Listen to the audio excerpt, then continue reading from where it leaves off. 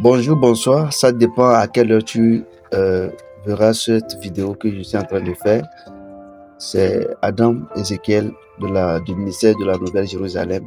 J'aimerais te parler de quelque chose, un secret très important que j'ai dans mon cœur. Je voulais partager ça avec toi. Frères et sœurs, écoutez ceci. Bientôt quelques jours, nous allons rentrer dans la nouvelle année, l'année 2023. Et je voulais spécialement te donner un petit secret aussi que j'ai. Je pense que tu serais très content de m'avoir écouté. Écoute ceci. Selon un roi 17, quelque chose s'est passé dans la Bible avec le prophète Élie. Le prophète Élie a annoncé, il a proclamé une famine. Il dit, sinon à ma parole, il n'y en aura ni rosée ni plus cette année. Si. Ouais. Et quand il a parlé, il a prononcé, il a prophétisé cette parole parce que le peuple se livrait aux idoles. Il se livrait à l'idolâtrie. Et voici la colère de Dieu par son serviteur Élie. Il a prononcé cette parole sur le peuple. Mais après avoir parlé, la Bible nous dit quoi? Dieu lui a donné la direction. Dieu lui a dit d'aller au bord du torrent. Il a ordonné à un corbeau, à un oiseau de venir nous nourrir, de l'apporter la viande et le pain chaque matin et chaque soir. Maintenant, écoutez ceci. Je voulais vous dire quelque chose. Même quand la pluie, le torrent d'eau était tari, l'eau n'était pas stagnante, c'était totalement tari. Et puis, il lui manquait encore de la nourriture et commençait à avoir la soif. Dieu lui donne encore la direction. Il lui dit maintenant, va à Sarepta. Quand j'ai ordonné à une femme, ouais, il dit, en rentrant dans Sarepta, tu verras une femme qui serait en train de ramasser des fagots de bois. Là, je l'ai ordonné de te nourrir. En fait, dans la révélation, je parle. Maintenant, écoutez ce qui s'est passé. Tout ce qui s'est passé dans la vie d'Élie était que Dieu lui donnait la direction. Mon ami, à partir de maintenant, j'aimerais te donner ce secret que l'année 2023 est une année où tu vas changer ta mentalité, ton système. Tout ce que tu veux faire, c'est les hommes qui te disent. Tout ce que tu veux faire, tu n'as pas le Saint-Esprit en toi pour te révéler par Dieu. Au moins, qu'est-ce qu'il faut faire? C'est les hommes, la femme que tu veux prendre comme époux, tu vas demander des hommes à voir si la femme là est bonne ou pas. Même le commerce que tu veux faire, il faut que tu appelles un parent pour demander.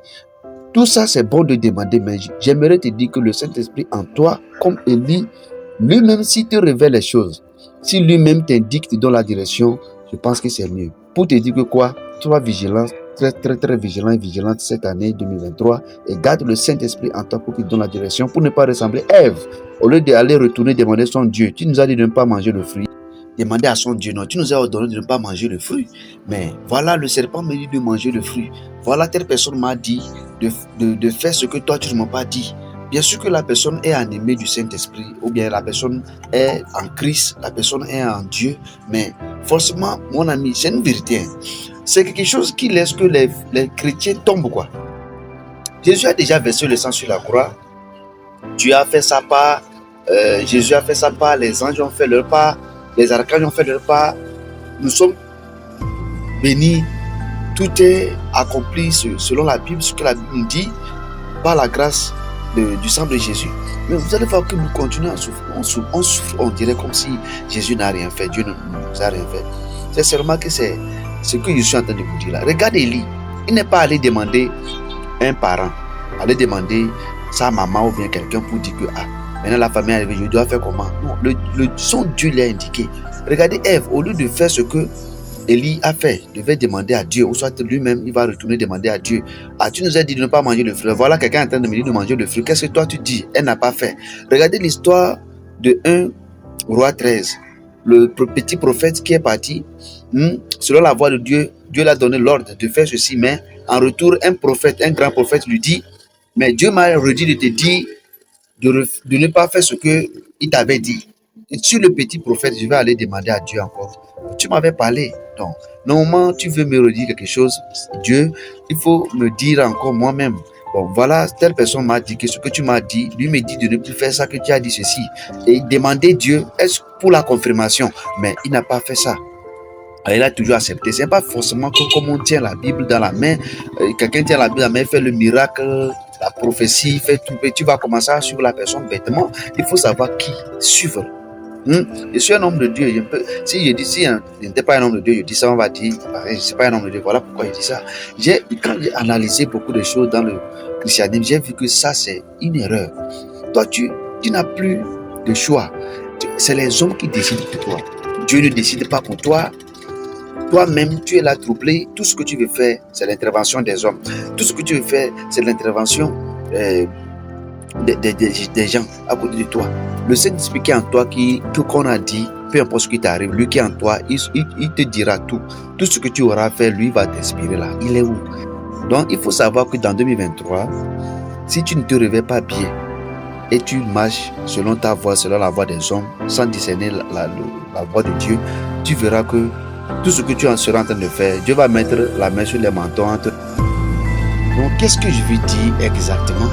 Ce que je veux dire exactement, quoi? Vous allez voir, regardez les erreurs que les chrétiens font aujourd'hui, les erreurs que les enfants de Dieu font. Regarde, la personne a trouvé un homme qui veut se marier avec.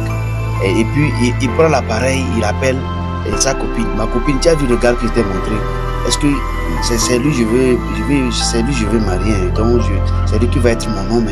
Donc, et c'est sa copine qui lui conseille. Ou bien c'est sa soeur qui va lui conseiller, ou bien c'est son frère qui va lui conseiller. C'est quelqu'un qui va lui conseiller de suivre la personne.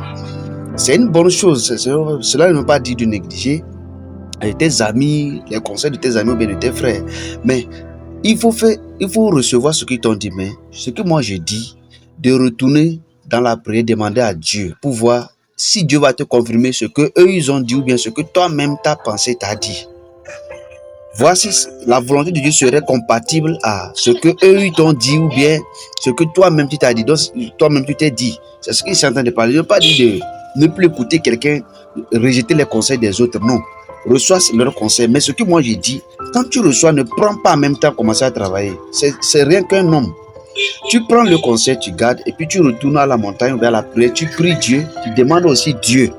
Et pour voir ce que Dieu va te dire, ce que toi-même tu t'es dit, ce que les hommes t'ont dit, pour comparer, voir est-ce que c'est compatible. Le problème est que tu n'arrives pas à discerner ça. Voilà pourquoi que à chaque moment, tout ce que tu veux faire ne marche pas, tu tombes. Parce que l'homme va te dire selon... Alors on dit, les pensées de l'homme n'est pas les pensées de Dieu. Vous voyez, tes pensées n'est pas les pensées de Dieu. Selon les pensées des hommes, ça là est bon, oui, il faut faire le commerce là, il faut faire ce métier là, ça va aller. Ça c'est les pensées des hommes. Il va regarder la nature dans laquelle tu es, il va regarder dans le milieu dans lequel tu es, parce que là-bas, si comme il y a le peuple comme ça là, et ils aiment à manger ça là, donc vends ça là comme ça, parce que là-bas, vous voyez, des trucs comme ça, ils vont commencer à te parler des choses bizarres. Il dit qu'il y avait la famine, Isaac voulait aller chez les Philistins, ou bien en Égypte plutôt, pour chercher de la nourriture. Dieu lui a dit on ne veut pas. Dieu lui a fait résider là où les choses sont impossibles. Le champ est impossible. La pluie n'y est pas. Les choses ne marchent pas. Il dit reste là-bas, moi je vais te bénir. Il a été béni. Si peut-être il avait écouté l'homme, ou bien il avait écouté l'homme, il allait en Égypte. Mais Dieu, quand il a prié, Dieu lui dit non, ne va pas en Égypte.